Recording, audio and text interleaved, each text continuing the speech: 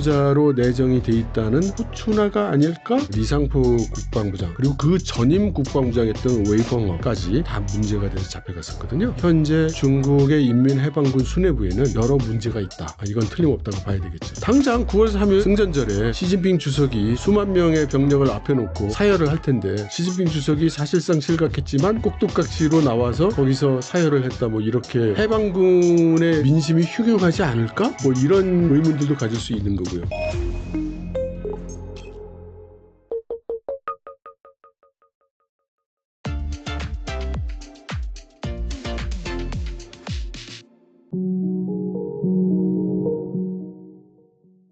2철 박사님 모셨습니다. 안녕하세요. 네, 안녕하세요. 네, 또 박사님 모시고 또 중국 관련해서 또 핵심 이슈 하나 살펴보도록 하겠습니다. 뉴욕타임즈가 최근에 이제 보도한 걸 보니까 중국 공산당 중앙군사위원회 7명 중에서 이제 3명이 체포되거나 실종됐다라고 이제 보도를 했는데 이 사람들이 모두 시진핑 주석이 발탁했던 핵심 장군들이다 이렇게 이제 밝혔어요. 그래서 이 부분에 대해서 좀 관심이 많은 것 같은데 뭐 이러한 상황을 좀 어떻게 해석해야 될까요? 예. 확실히 이 군사위원회 성원 중에 처벌을 당하게 된 사례가 나타난 거는 굉장히 특이한 큰 사건이고요. 다만 이거를 시진핑 주석의 권력 약화라든지 또는 실각이라든지 이런 것으로 이어서 해석하기에는 좀 무리가 있어 보입니다. 그리고 이것이 어느 날 갑자기 나타난 현상은 아니고요. 작년 한 6월경부터 시작을 해서 시진핑 주석이 키워왔던 소위 로켓군에 대한 여러 가지 이슈들이 있었는데 그중에서 특히 무기 개발과 구매 관련해서 불미스러운 일들이 있었다는 소문이 있었고 그에 따라서 작년에 로켓군의 10수명에 해당되는 장군들이 잡혀가는 그런 사건이 있었거든요. 네. 그 끝자리에 말씀하신 리상포 국방부장 그리고 그 전임 국방부장이었던 웨이펑어까지 다 문제가 돼서 잡혀갔었거든요. 그리고 작년 12월 31일 마지막 날에 국방부장이 새로 임명이 됐는데 동준이라고 하는 해군 장군이 국방부 장관이 됐어요. 네. 그럼에도 불구하고 군사위원회의 위원으로 이름을 못 올렸습니다. 그래서 이것은 임시 조치로 해석되는 것이고요. 따라서 지금 현재 중국의 인민해방군 수뇌부에는 여러 문제가 있다. 이건 틀림없다고 봐야 되겠죠. 하지만 그런 것들이 이제 시진핑 실각과 연결 짓는 건 다소 좀 무리가 있다. 그렇게 이제 볼 수 있는 거겠네요. 네. 그리고 최근에 후추나 중국 인민정치협상회의 부주석의 공개 행보가 뭐 눈에 띈다 이런 얘기가 나오더라고요. 후추나는 최근 경제체제 개혁 심화 주제로 열린 정협 상무회의를 이끌었는데 이게 부주석 서열 2위인 후추나가 상무회의를 이끈 것이 좀 이례적이다라는 평가를 뭐 받고 있어요. 한때 후진타오 전 주석이 후계자로 낙점한 후추나의 정치 활동이 강화된 것은 좀 어떻게 해석해야 될까요? 그 후추나에 대해서 사람들의 시선이 집중되는 것은 그동안 후추나 부주석이 죽은 듯이 조용히 지냈기 때문입니다. 그렇죠. 활동이 거의 없다가. 네. 활동이 사실은 있었는지 없었는지도 모르죠.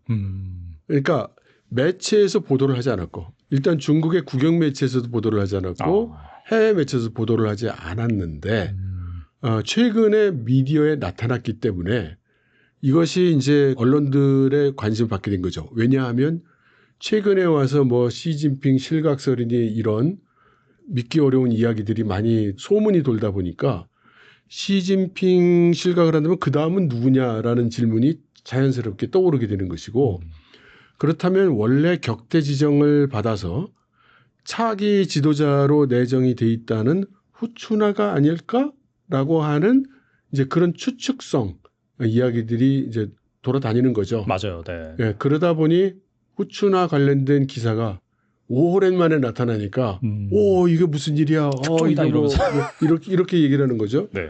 근데 사실 보면은 뭐 별로 중요한 일 아니에요.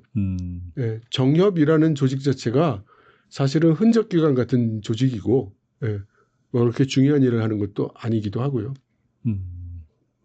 그러면 최근에 이제 정치 행보가 불거진 거는 뭐 특별한 이유가 있나요? 그러면? 아니 그걸 정치 행보가 불거진 거라고 저는 해석되지 않습니다. 그냥 언론들이 호들갑을 떨고 있는 것으로 생각이 되는 거고요. 그래서 그 회의에서 뭐 무슨 결론을 내렸답니까? 그러니까 그 회의를 주재한 것 자체가 이례적이다. 뭐 이런 평가 그러니까요. 나오더라고요. 네. 네, 네. 원래 회의를 주재할 사람이 주재를 했는데 그게 왜 뉴스가 되는지 모르겠어요. 그러니까 원래는 1인자가 해야 되는데 뭐 2인자가 주재를 했다? 그런 식으로 좀 부각시키더라고요. 그러니까 좀 과도한 지레짐작이라고 생각합니다. 네.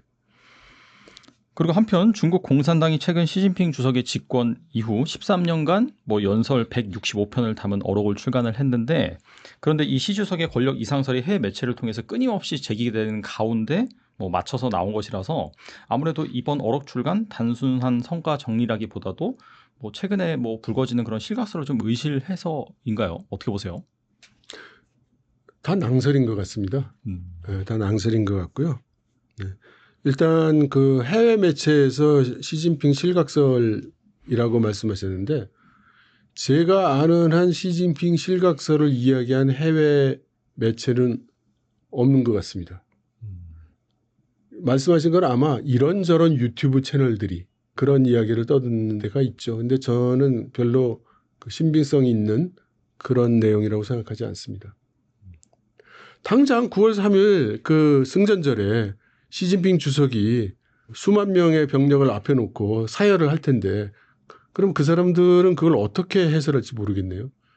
뭐 시진핑 주석이 사실상 실각했지만 꼭두각시로 나와서 거기서 사열을 했다, 뭐 이렇게 또 이야기를 둘러댈지 모르겠습니다만, 저는 그 시진핑 실각설은 근거를 찾기가 좀 어렵다고 생각합니다.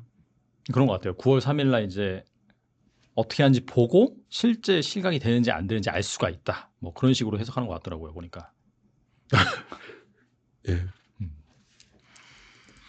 그리고 지난 16, 17일 베이징 천안문 광장에서 항일 전쟁 승리 80주년 기념식 리허설이 열렸는데, 신형 전차와 해군의 수중 무인 체계가 처음 공개돼서 주목을 받았는데요.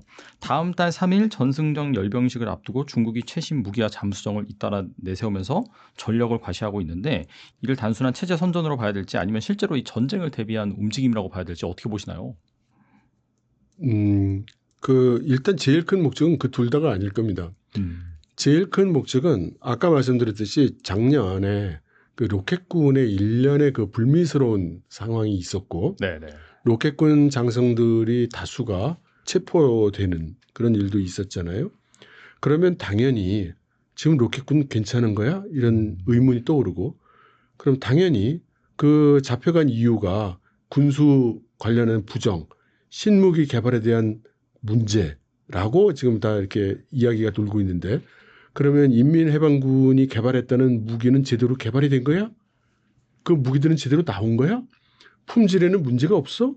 기능에 문제가 없는 거야? 이런 의구심들이 당연히 일어나지 않습니까? 그렇죠. 그리고 해방군의 그 민심이 흉흉하지 않을까? 뭐 이런 의문들도 가질 수 있는 거고요. 그러니까 시진핑 주석 입장에서는 그러한 의문들을 일소할 필요가 있죠.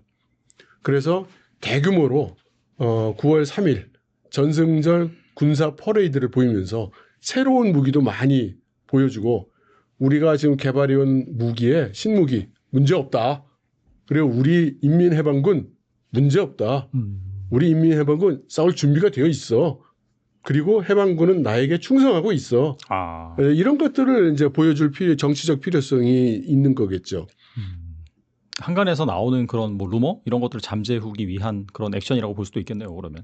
예, 아마 그런 루머가 시진핑 주석한테 중요하기보다는 중국 내부의 여론, 중국 내부의 의구심들을 일소할 필요가, 그것이 가장 우선이겠죠. 그러니까 그런 얘기들이 계속해서 나오니까 중국 내부에서도 뭔가 이상한데? 라는 그런 부분을 불식시키기 위한 그런 뭐 액션이다. 그렇게 보는 건가요? 그러면? 그러니까 그 말씀이 맞는데 원인 결과 관계를 외부에서 그렇게 얘기하니까 내부가 거기에 대한 의구심을 가질 것이다 라는 그 부분이, 그 원인의 인과관계가 그렇게 성립된다고 보지 않습니다.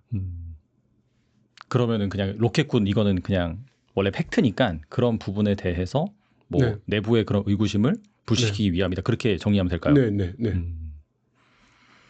그리고 트럼프 대통령은 시진핑과의 통화로 자신이 재임하는 동안에는 뭐 중국이 대만을 침공하지 않을 것이다라는 약속을 받았다. 이제 네. 그렇게 밝혔는데요.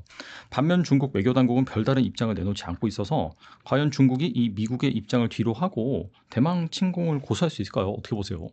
미국의 입장이라기보다 시진핑 주석이 그런 발언을 했을까 안 했을까 이렇게 생각해 본다면 안 했다면 중국 정부가 그런 식으로 얘기하지는 않았을 겁니다.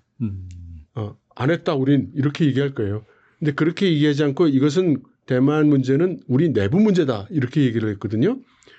그것은 아마도 시진핑 주석이 정말로 그렇게 말을 했을 가능성을 시사한다고 봅니다. 하지만 문맥이 중요한 거죠.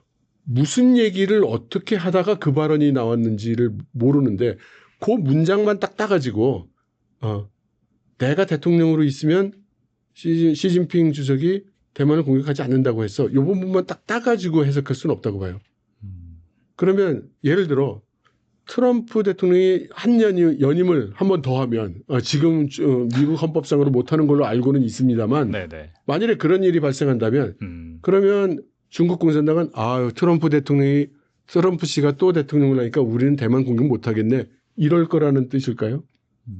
그러니까 이것도 앞뒤 상황과 문맥을 파악해야 정확한 해석이 가능할 것 같습니다. 뭐 애매하네요. 결론은 그러면은 뭐 무조건 안 한다도 아니고 뭐 한다도 아니고 여지를 좀 남겨놨다 이렇게 볼 수 있는 거겠네요. 그러면 그렇죠. 그러니까 우리가 그 궁금해야 될 부분은 어떤 상황에서 어떤 문맥으로 어떤 논리에서 그런 말이 나왔을 가능성이 있을까라는 거를 우리가 분석하는 것이 더 중요하다고 생각합니다. 그리고 중국은 푸제남에 전자식 캐터펄트를 장착했다고 대대적으로 홍보했지만 정작 CCTV에 방영된 뉴스에선 실제 이륙 장면이 없이 그림자 화면만 내보였거든요. 핵 추진도 아닌 함선에서 과연 전자식 캐터펄트가 제대로 작동할 수 있을지 보여주기식 선전이다라는 그런 비판이 있는데 이거 어떻게 보시나요? 진실은 알기 어렵죠. 그런데 푸제남의 캐터펄트가 올라가기 전에 그 전에 그 중국이 만든 우리로 치면은 독도함 같은 강습함에 전자식 캐터펄트가 먼저 장착이 됐었습니다. 근데 그 캐터펄트는 용량이 그렇게 큰 게 아니었고 소위 드론, 무인기를 발사하는 그런 캐터펄트로 알려졌어요. 그리고 푸제남에 올라가 있는 캐터펄트가 한 대가 아니에요. 캐터펄트가 3대인가 올라갔습니다. 그러면 에너지 소모가 굉장히 큰 거기 때문에 캐터펄트가 제대로 할 수 있겠냐는 의문이 드는 건 뭐 당연합니다. 그래서 저는 어떻게 생각하느냐면 그러면 실제로 동작하지 않는 캐터펄트를 무려 3개나 항공모함에 장착을 하고 다닐 이유가 있는가? 그걸 뭐 3개씩이나 다느냐? 그런 생각이 들고요. 그래서 캐터펄트 자체가 동작하지 않을 가능성보다는 캐터펄트를 장착한 이 항공모함이 소위 대양 함대로서 역할을 하기보다는 근해 작전용일 가능성이 크다. 그쪽에 가깝지 않는가 이렇게 추측을 하고 있습니다. 그리고 지난 13일 남중국해 스카보로 암초 인근에서 이 중국과 필리핀 간 군사적 긴장이 다시 고조가 됐습니다. 보니까 여기 사상자도 좀 있는 것 같더라고요. 네. 특히 같은 해역에 미 구축과까지 전제가 되면서 분쟁이 단순한 영유권 다툼을 넘어서 미국이 얽힌 국제 문제로 확산이 되고 있는데 이 남중국해 정세는 어떻게 보시는지 궁금하네요. 남중국해 문제는 뭐 어제 오늘의 이야기는 아니고 중국은 이제 소위 내해화를 주장하면서 자기네 영토고 자기네 영해라는 입장인 거죠. 그리고 그것을 가랑비에 옷 젖듯이 조금씩 주장해서 지금은 아주 노골적으로 자기네들 영해라고 주장하고 있는 중이죠. 게다가 미국 구축함에 대해서 뭐라고 발표를 했냐면 인민해방군이 미국 구축함을 몰아냈다라고 발표를 했거든요. 그런데 거기에 대해서 미국 쪽에서 반박하는 성명이 나오지 않았어요. 그러니까 실제로도 아마 밀려났을 가능성이 크다는 시사죠. 이것은 남중국해의 상황이 지금 그렇게 심상치 않다는 것을 의미하는 거라고 봅니다. 점점 더 백열화되고 있고 전쟁의 기운이 상승하고 있다고 봐야 되겠죠. 그러면은 뭐 타이완 외에도 다른 그런 뭐 필리핀이라든지 그런 영유권 다툼을 벌이고 있는 나라와도 충돌할 수 있는 가능성은 열어놔야 되나요? 네. 러우 전쟁 이후에는 약간 동북아 뭐 내지는 동남아 이쪽에서도 분쟁이 발생할 가능성이 있겠네요. 그러면. 그렇죠. 그래서 트럼프 대통령 입장에서는 빨리 우크라이나 전쟁을 종식시켜야 아, 그 역량을 중국에 대비할 수가 있겠죠. 그러니까 사실 뭐 최근에서도 보니까 그냥 휴전이 아니라 아예 종전으로 간다는 그 푸틴의 요구가 많이 반영이 됐다라고 하는데 네. 그게 단순히 뭐 트럼프가 푸틴을 좋아해서 그런 브로맨스 그런 분위기가 아니라 빨리 네. 이 러시아 이슈를 정리를 해야지 예. 이 중국에 집중할 수 있으니까 네. 그런 일련의 과정이다 이렇게 보면 되겠네요. 네. 그러면은 뭐 임기 중에 마찰이 있을 수도 있겠네요, 진짜. 네.